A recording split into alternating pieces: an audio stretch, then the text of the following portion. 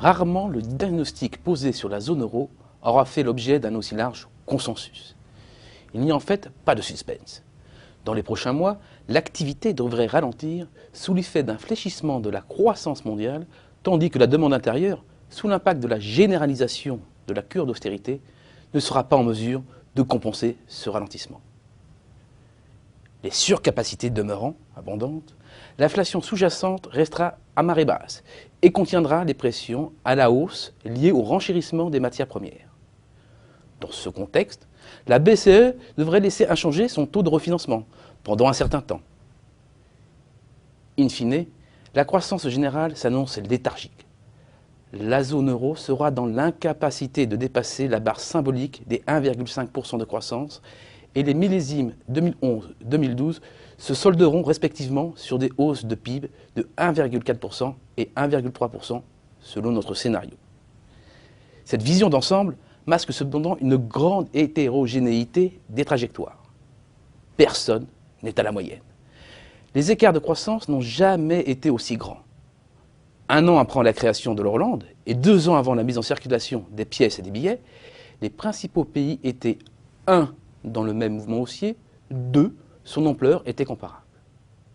10 ans après, les divergences sont flagrantes entre les grandes économies de la zone euro et les pays périphériques. Mais finalement, quoi de plus naturel? En faisant partie d'une même zone monétaire, les avantages comparatifs des économies n'ont eu de cesse que de les éloigner les unes des autres. L'analyse de 2 des principaux piliers de la croissance, la consommation, le commerce extérieur, depuis une dizaine d'années, montre à quel point la spécialisation s'est renforcée. D'abord pris sous l'angle de la consommation, le choix allemand apparaît clairement. Ne pas miser sur sa demande intérieure. En creux, les choix français et espagnols apparaissent également de façon évidente. La consommation des ménages est la pierre angulaire de leur business model. L'Italie, pour sa part, se situe dans une situation intermédiaire. La récession de 2009 ne remet finalement pas fondamentalement en cause ses choix, excepté pour l'Espagne qui se retrouve coincée et doit trouver une issue de secours. Si certains ont actionné le levier de la demande domestique pour fabriquer de la croissance, d'autres ont choisi de partir à la conquête des marchés extérieurs.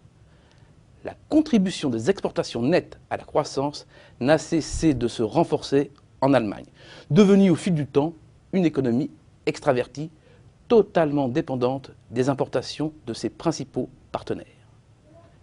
L'Italie, dans une certaine mesure, a collé à ce modèle jusqu'au déclenchement de la récession et a perdu pied ensuite.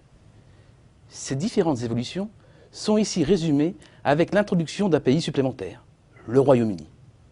Une fois encore, les différents types de modèles n'apparaissent pas clairement au début des années 2000. Certains traits sont déjà présents, mais ce ne sont pas des spécificités autour duquel s'articulent des business models cohérents.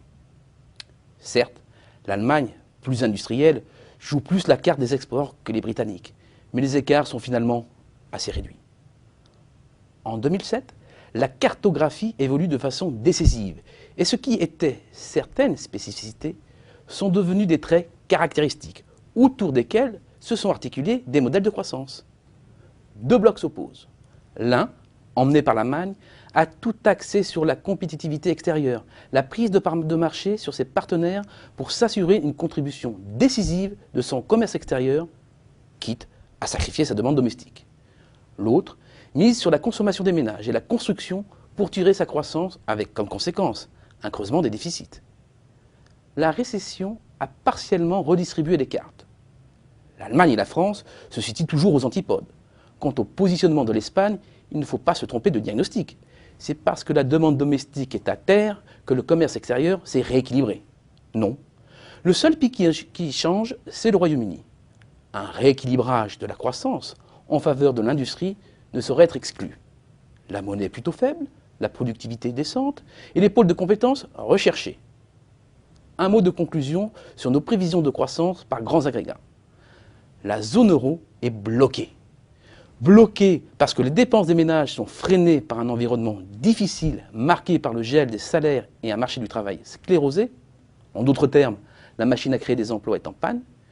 Une zone euro où les dépenses publiques sont réduites à leur plus simple expression et où l'investissement des entreprises est au point mort, faute de visibilité et de carnet de commandes suffisamment garni. L'inflation restera en dessous de la cible de la BCE et devrait donc l'amener à ne pas changer de position d'ici plusieurs trimestres. Normalement.